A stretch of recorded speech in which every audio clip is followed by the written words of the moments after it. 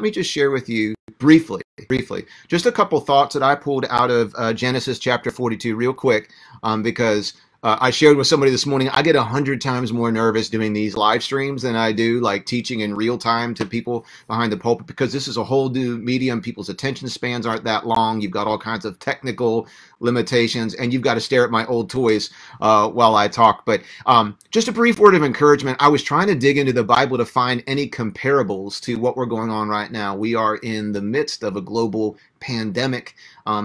Global thinking is new to us today because of technology. Back in ancient times, their world wasn't nearly as big as ours, and information didn't travel as fast. So it would have been possible for people in one part of the globe to be going through something, and news didn't matriculate to other people. So I went back into Genesis chapter 42 because I knew off the top of my head that Joseph in the Old Testament dealt with what we would call a national emergency.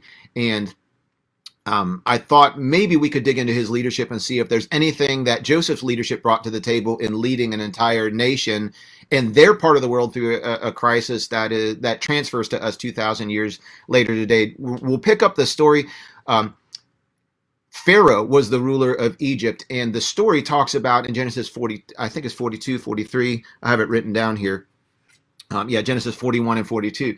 Pharaoh called a high-level cabinet meeting, and at the beginning of his cabinet meeting, he was sharing with other leaders in his government about two unsettling nightmares he had the night before that really shook him, and he was ill at ease about that. And one of his cabinet members spoke up and said, "Oh, there was this guy I ran into when I was in prison a few years ago that God used mightily to interpret one of my dreams. He's a Hebrew named Joseph, and I'm sure, Pharaoh, if you called him into our meeting, he would be able to hear this and help you out." And so Pharaoh calls for Joseph, who was a Hebrew.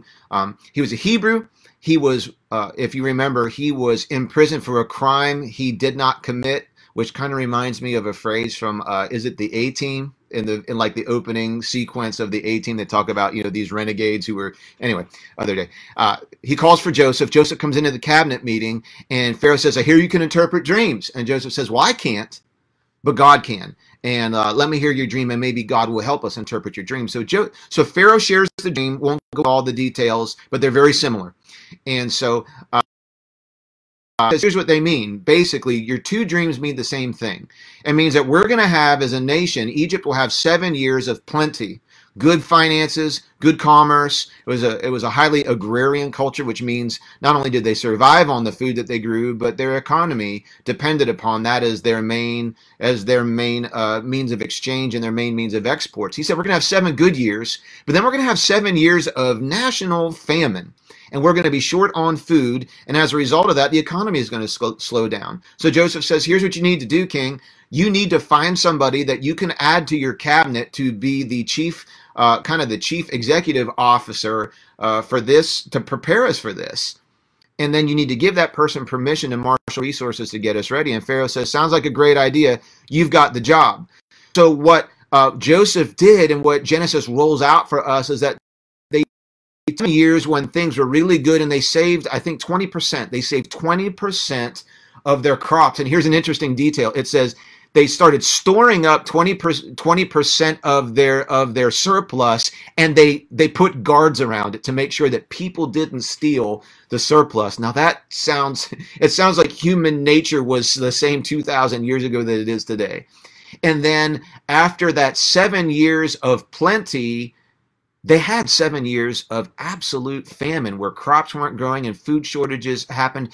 And what we read happened is that the famine extended beyond Egypt to all the countries and nations surrounding them. So we see both the followers of the one true God and those who didn't worship God at all. They were all affected and they all impacted. I want you to know that God's people are not always exempt from these types of crises. And so we do trust God, we pray to God, but we don't want to be reckless. There are times when we're going to walk through things shoulder to shoulder with our unbelieving brothers and sisters and neighbors and friends. We're going to walk through this together. The other thing we see is that Egypt didn't suffer the effects of the famine right away because they had prepared and they stored up reserved. It didn't hit them right away. Genesis tells us the other nations were struggling because they didn't prepare. So you see, preparation does pay off for these things. They didn't prepare, so it hit them first. But eventually it did hit Egypt after their plenty that they had stored up at home ran out.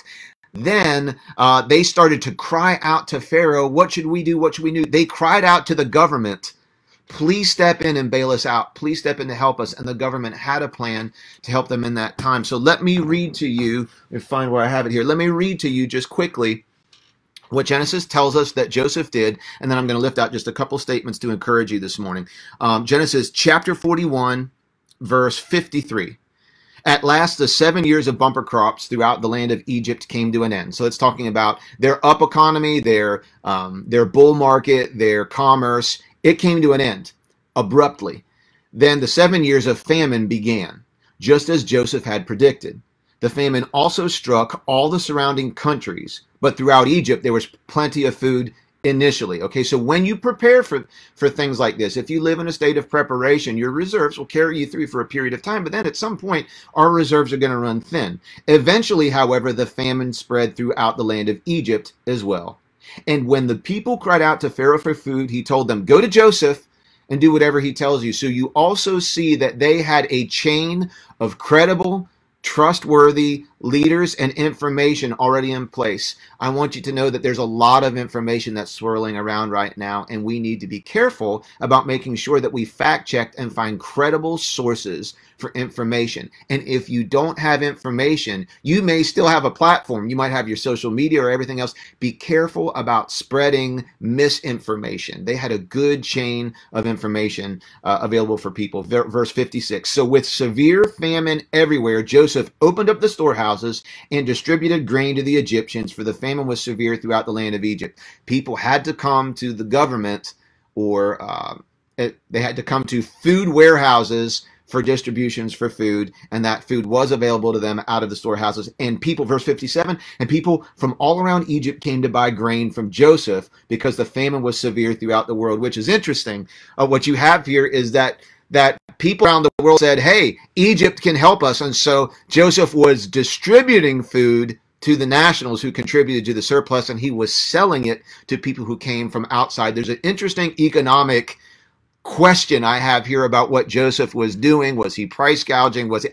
I would like to think his character wasn't there, but it seems to make a distinction that the people internally within the nation of Egypt got distributions, while people from other nations who were coming in were allowed to have food, but they had to pay for it, since I guess in essence they didn't contribute to the stockpiles. Very interesting stuff. So the story continues in chapter 42, which is probably the part that most of us have heard taught about how his brothers, his estranged family, and this weird set of circumstances actually make their way to Egypt.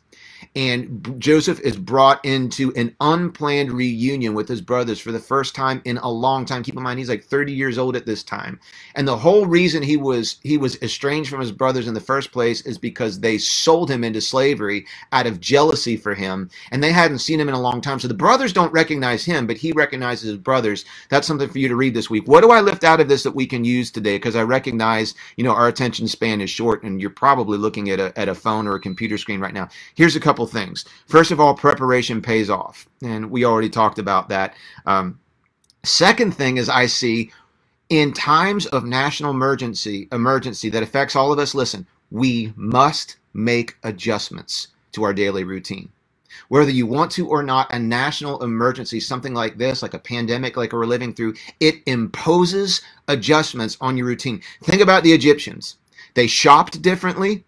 They ate differently. They budgeted differently. They used their spare time differently. They worked differently. Think about it.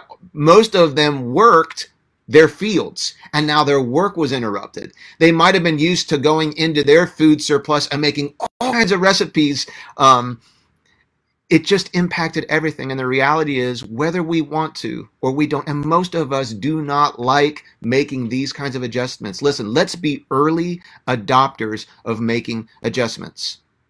you may have to live with a few less food options than you would if this pandemic thing wasn't going around. It might mean you might not have the normal variety of options to eat because, just because of the reality of things that are going on, people are going to work differently. Telecommuting is becoming a thing, and I realize at first it can be stressful. Our kids, at least here in Maryland, our kids are not going to be going to school for 2 weeks, and I know some of our kids are thrilled about that, and a lot of parents are really nervous about that. We're working differently, we're eating differently. Listen, they have taken sports away from us. A lot of these places are scrambling. You're going to have an immense vacuum in your routine that is now disrupted by this. But listen, let's make adjustments. It won't destroy us to maybe eat a little bit less or change some of our habits about shopping or be willing to eat the same thing a few times. Those things in and of themselves aren't crises. There's interruptions to our routine, and you see we have to make those things. But keep in mind, as you make adjustments, another thing I see from this is that there will be, and there already are, emerging opportunities. Okay, there are emerging opportunities in crises that don't exist in other times. You're going to have a different way to break down your time. Some of us won't. Some of us are going to continue to work. But there are opportunities that come up during crisis that you don't have in other ways. And so here are a few practical things I want to encourage you to. Here's some opportunities you have right now that you have some leverage to be able to dive into these things. A couple things that I wrote down. Why don't you consider, because some of us are going to have downtime, we're going to have kids at home, they've taken away a lot of, for some of us like me, sports has been a nice escape or a diversion from just, the ebb and flow of my day, and that's gone. So what are we going to do with this vacuum of our time? A couple things I want to encourage you to do. Don't gorge yourself on media. A lot of us are going to use it as a tool and a resource. And in fact, we're going to share some links with you in a little bit. But can I encourage you to do this? This is something I'm going to be doing with my family when they all get back together under my roof. I'm going to encourage my family to take a 1-hour digital break every single day at the same time. And so one thing that we're going to do is get used to, we're going to be spending a lot of time in close quarters together over the next couple weeks. And so we're going to go device free for 1 hour every day. And during that time, we're going to play together, talk together, spend time together, play games, read books, enjoy time together, but we're going to do that without digital devices for at least an hour every day. Another thing I want to encourage you to do right now is everybody, including the president, are encouraging us to pray. I want to assume you pray every day, but listen to me. Prayer is not just for meals. Okay? Prayer is not just for dinner. It's not just for lunch. I want to encourage you to take regular time each day to pray out loud with everybody underneath your roof, even if it's just for a few moments, just for a few seconds. And I want to encourage you to do it in addition to your prayers for your meals already. This is a great time for the people under your roof to hear from your to hear your voice, to hear from your spiritual leadership. For some of us, like with my family, I'm not uncomfortable praying out loud. I've got an 8-year-old and a 3-year-old, and they just love to seize upon those opportunities to goof off and to be silly. And you know what? I'm just going to, my wife and I just tunnel through it, and we're going to do it again. We're at a stage where, my 8-year-old is uncomfortable praying out loud, and that's okay. We don't want to force it on him. But it is a great time for us to rally ourselves together without our devices and just pray. It's a great growing moment for our family. Some other things I wrote down is it's a great opportunity to just simplify. Simplify. Some of our busyness is going to be taken away from us over these few weeks that this thing is going on, and it is not a bad idea to simplify. You can clean out a closet, you can clean out a room, you can simplify your budget, you can simplify your spending, you can simplify the amount of scheduling that you do right now, and that in and of itself is not a crisis. It's an opportunity for us to revalue the things that are truly important. There's opportunities for you to be a good neighbor, to be generous, to check in on people around you. And the last thing that I wrote down here is that national emergencies bring everyone together. And I mean everyone. One of the craziest things about Joseph's story is that it brought Joseph and his estranged brothers together. No, I can't think of any other circumstance that could have been orchestrated in that time to bring Joseph's brother and Joseph back together in the same room at the same time. Why? Because a national crisis affected even an estranged family the same way. And it gave Joseph an opportunity to reconcile with his brothers. I want to tell you, it's already happening. Read the news reports. Israelis are helping Palestinians. Republicans and Democrats got together and passed a bill quickly. It is bringing people together. And I want to tell you something. I want you to get ready right now for God to bring you together with people through this crisis that you ordinarily would never have anything in common with, that you might not normally talk to. It's bringing neighbors together. It's why? Because we're all going through something together. This isn't a war of one nation against another, one idea against another, one race against another. We are all, in essence, being victimized and hurt and challenged in the same way. And so I want to prepare you right now for opportunities that God's going to give you by bringing people into your life, or bringing you into the footsteps or the path of another person, where you can seize an opportunity to minister to them with kindness, with generosity. Those are things that don't cost us anything. You can be kind. You can be thoughtful. You can be generous. You can be a good neighbor. You can be empathetic and sympathetic for people. You can be encouraging. You can be inspiring. It doesn't mean we're putting our head in the sand and denying what's going on right now. It's not like we're pretending. Trust me, those of you that, I shouldn't say those of you, that sounds accusatory. Those of us who are prone to conspiracy theories, trust me, you will have plenty of time a couple months from now to look back over your shoulder and post all your theories. It's just helpful right now, okay? Right now, what we need to do is be a voice of reason, of empathy, of kindness, of generosity, of help, of cooperation, of unity, not division. And so the best that we can marshal our resources to do, we're going to do that. So read chapter 42 if you have time this week from Genesis, and see how Joseph used this opportunity to reconcile with his brothers. I am not suggesting that God caused a famine in order to bring a family together. He did, however, prepare people who were listening for how to respond in times of crisis. And so, Echo, we're trying to respond, not just react. And so to that end, let me update you on a couple things we are doing right now. There's a bunch of unknowns, okay? I am not a medical guy, and so I'm not going to use this platform to try and give you medical advice or to simply parrot news information that's out there. I don't think that's a wise use of my voice right now, but I do want you to know there's a couple things we're just not sure of, so let me go over that. Here's what I can tell you. Echo HQ, I've decided to temporarily close it simply until I can make sure it is disinfected from top to bottom, and that we've cleaned all the surfaces and that the germs are out of there. We use that. Some of you have been in our little office space. It's 2,000 square feet. 1, 2, 3, 4, 5 of us work there. 5 or 6 of us work there, full-time or part-time, and there are dozens of people in and out of there every week. We share one bathroom. I don't need to go into any more detail.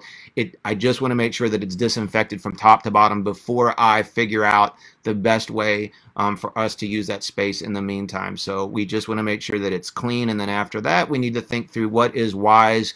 What is the government telling us? What's the CDC telling us about putting a lot of people in that space? So in the meantime, our staff is available to you. We are telecommuting. We have technology that we're using via Google and some other tools for our staff to meet in this form, and we are available to you. We are shifting our attention from the work at HQ to how can we best resource and equip our church family and our community to grow spiritually, to stay encouraged, and to draw close to Jesus during this time. And so we're taking things we know how to do and skills that we already have and finding new ways of pushing those out to you. With regards to us gathering together, the short answer is I don't know.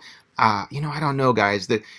Perry Hall High School is closed to us until the schools reopen. So in terms of meeting at Perry Hall High School, that's at least next Sunday and the following Sunday, because it wouldn't be open the Sunday immediately following the Friday that schools reopen. So at least in terms of that being our meeting space, that's out. I do understand that there is at least the only option we have in our area that can hold us is the Hilton Garden Inn. And right now, I don't want to unpack all the variables and all the issues, but as of today, I just am not sure.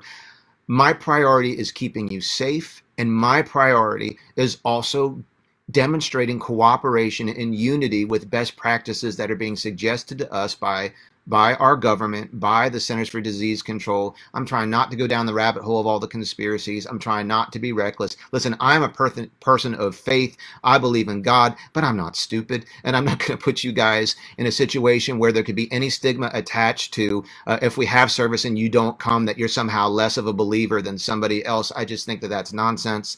The reality is for all of us, the church, we know we're a mobile church. The church has never been about four walls. Okay, it's never been about a structure or building. You're the church and I'm the church. And so right now we just have to say, what opportunities do we have in this season to continue to grow close to Jesus and to make disciples with other people? So I just simply don't know what the next 2 weeks look like for us gathering together. If I had to guess today, I don't know that it's either wise or financially responsible for us to push forward unless, the information reverses. In the meantime, we're going to make gathering opportunities available to you unconventional ways through media and through technology that we have. Here's the things that are definitely coming your way that are literally active right now and ready for you.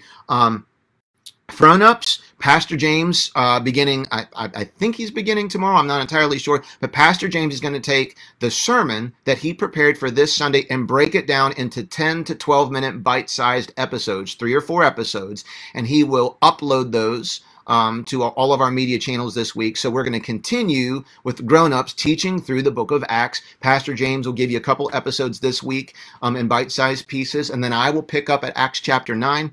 We're going to keep pressing through that way, using not only Facebook, but I realize not everybody has Facebook. So we're going to make that video, and we're going to try and make audio also available to everybody. We're going to do the best we can, but at the very least, you're going to get video of those sermons. I'll be prepping Acts chapter 9. Live right now on our website, echochurchonline.com. I'm trying to hold back a sneeze, and I don't want to, it's going to alarm everybody if I sneeze in here and if you don't have your masks on. Post this in the comments, but on our website, echochurchonline.com, we have how we're responding to the coronavirus page. And on that page, there are some links of things we've put together for you. They're all free, and they're all designed as discipleship tools for you to use for yourself, for your kids, for your friends. A couple of those things are free downloadable Bible stories, Bible lessons, streaming options, and printable activities for your kids from Lifeway Christian Resources. So if you're wanting to supplement, if you want to supplement your kids' learning right now, you can go on there for free. We've created a username and access code so you can get all of that stuff for free. It's really great, solid stuff. For the adults, we've already provided you access to Right Now Media, which is kind of like Christian Netflix. And so what we've done is Pastor James and Pastor Zach have planned some kind of playlists for you that are curated, because you can go in there and it's like, if you've never seen a movie and you go into Netflix, you can get overwhelmed. We've picked out a few really solid Bible studies and talks and videos that are helpful for adults, and Pastor Zach will be putting together a track for students as well that you can use and you can leverage to keep yourself growing throughout the day. Some of us just have a hard time reading or have learning disabilities, and so if I just say, read your Bible, that you're already feeling bad about that. So this is a track for those of us that are reading our Bibles or can comprehend really well on a reading level.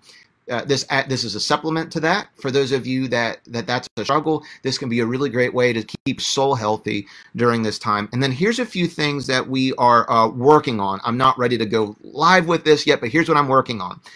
Using our free, using some technology that would be free and available to host prayer meetings just like this that could be led by our pastors and our staff, that you can comment prayer requests, we can pray out loud over you, we can connect and share. That would also give us a forum. I recognize that we have some people who might be afraid to voice this, but who are simply because they already have underlying conditions or because they're in a certain age bracket that's just especially vulnerable to this virus, or just might be disadvantaged in some way. You can't get out. You can't get the supplies that you need. And within our church community, we should be able to meet those needs somehow, some way. If we can make a safe place for you to be able to share those needs, and then we can just pair you up with people who say, hey, I can go get these groceries for you, or I have extra and I can share with you. I'm working on that, and hopefully within the next 24 hours, I'll be able to figure that out and bring that forward.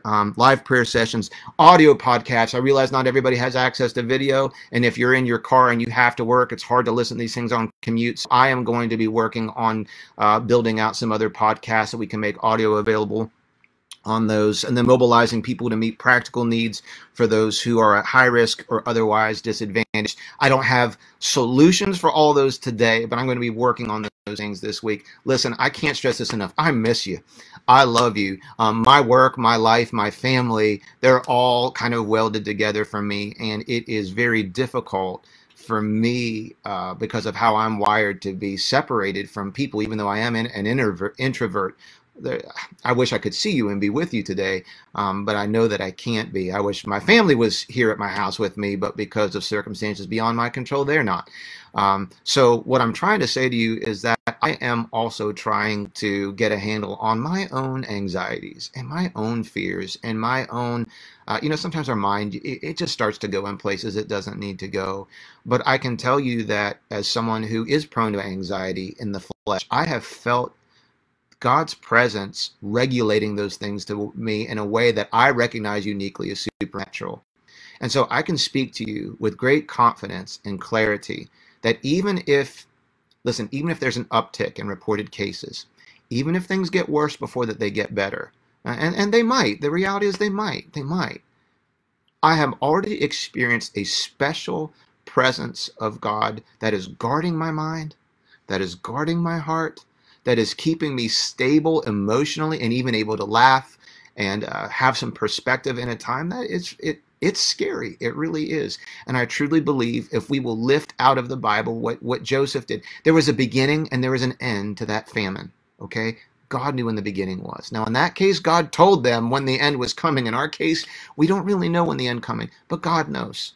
God's not wringing his hand over this. He's present. And what I want to do this morning, and I haven't been much up on them. If you have a prayer request and you're comfortable sharing, you don't have to do this. Why don't you drop it in the comments right now? I want to pray out loud over all of you, and I want you to join with me in this prayer. And then I'm going to sign off with just one last comment. But let's pray together this morning. It is National Day of Prayer. I'm sorry, I don't have a way to stop the glow on my head today, but it's a National Day of Prayer. And I want to encourage you to join with me. Heavenly Father, we come to you today, and first and foremost, we express our deep, deep love for you. God, thank you for being present. I recognize now more than ever, I am not omnipresent. I'm not omniscient. I'm not all-knowing, but you are. I literally don't know where we would turn in times of fear, anxiety, uncertainty, interruption, and panic than to you. You are stable. You are consistent. You are available. God, as of right now, you've not downloaded to me or probably to any of us some of the answers to questions that are on our hearts. When will this end? How will this affect our economy long term? What's coming next? At the same time, we rest in your sovereignty and in your presence to us. And so here are some choices that I'm making. God, I choose to draw near to you and not distance myself from you. I choose where both fear and faith are active in my mind. I choose to exercise my faith, and I pray that over our people at Echo. I choose that every one of us will step up right now and make a decision for themselves and for their family to press in practical ways. God, those that feel like now is a great time for them to exercise growing in their prayer life. Lord, I pray you release to them the enthusiasm to do so. For those of us who haven't been playing any worship music around the house at all, it's not in the playlist, God, I just pray that our houses would also be places where worship goes up, where prayer goes up, where love is extended.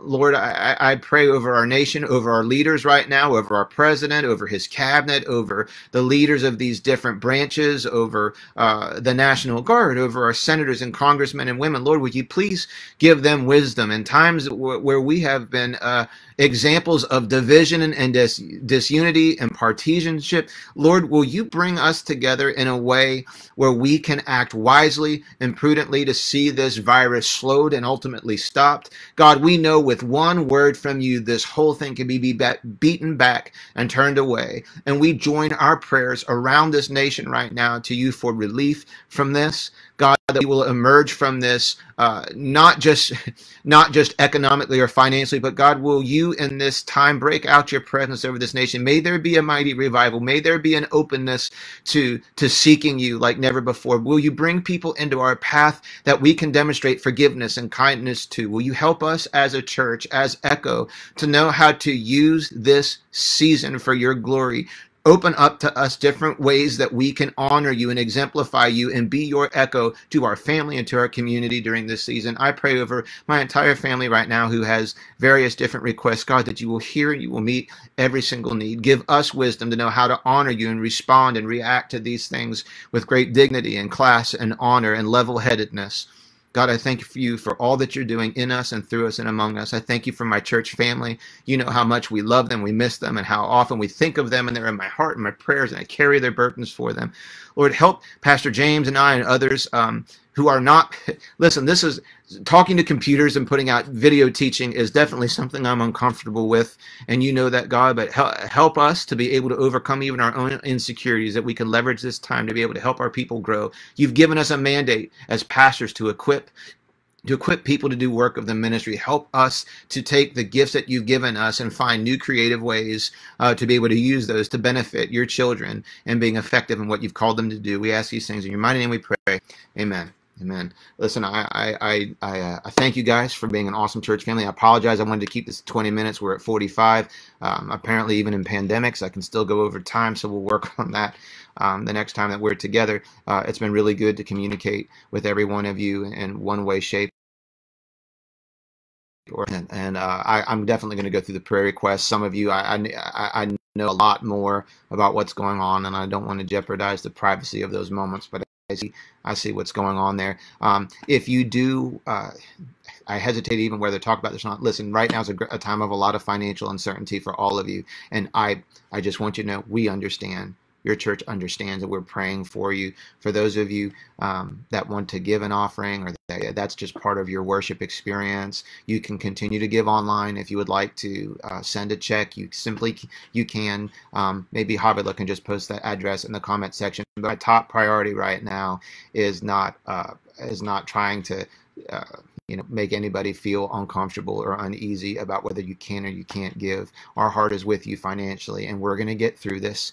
We're going to get through this. And we're going to be strong together on all of those types of things. Know that your church is here for you. God is here for you, and we love you all. We're thinking of you all. So with that, I'm going to close our live stream for the day. Havila will be posting some links. She's probably already put some in the comments, but for those who weren't able to maybe access these comments, we'll make posts throughout the day that will direct you to our website where you can get those playlists, information for your kids, and we'll keep populating with that with resources as we're able to crank them out. If you need anything, call, email, text. We'll do the very best that we can to take care of your needs and find more creative ways for us to connect with one another. I love you, and I'm still committed to being and making disciples with each and every single one of you. And have a wonderful Sunday. Have a day of rest if you can. Do something that will do something that's going to make you laugh, at least for a little while, or something that you can have some fun with one another. And we'll talk to each and every one of you real soon. God bless you. I love you.